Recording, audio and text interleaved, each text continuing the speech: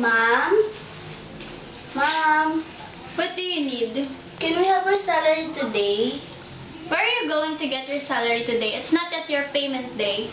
But Mom, it's been 3 months since we're here and you're not paying us. Then wait until I give you. Mom, please.